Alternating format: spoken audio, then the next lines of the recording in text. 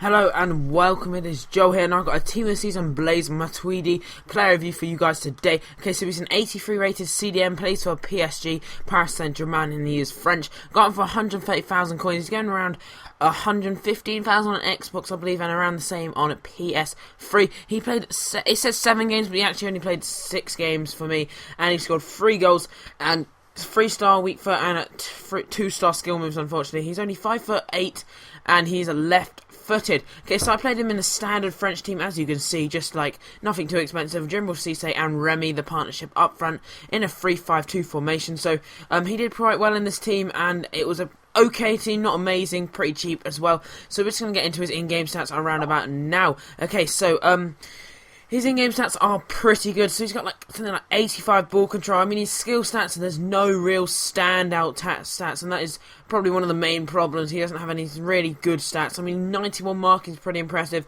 He's also got 88 stand tackle, which is not too shabby in itself. But apart from that, nothing too spectacular, in all honesty.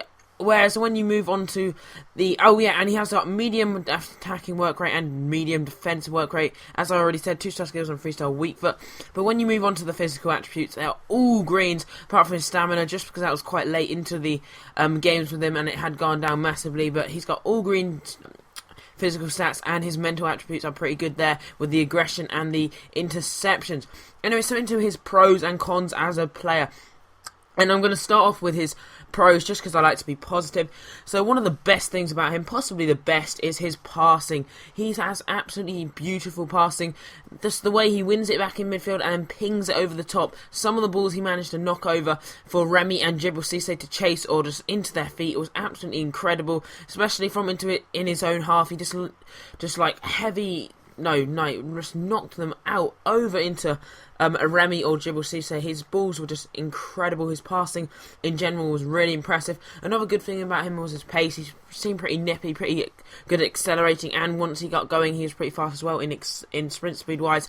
Another really good thing about him was his standing tackle. When players tried to get around him, they just could not for the life of them.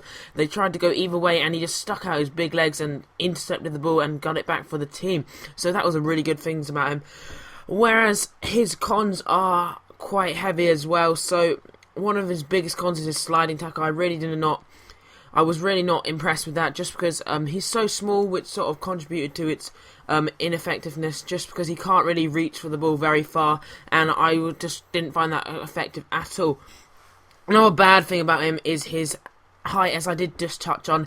He's really small, so he does get bullied off the ball quite a lot, and I prefer my centre defence and mids to be a bit taller and a bit stronger, in my opinion. They just play better that way. Another not so great thing about him was his shooting. It was pretty poor. I mean, his long shots had the power, but they just didn't have the accuracy or precision to get into the back of the net and score any, so I failed to score any long shots.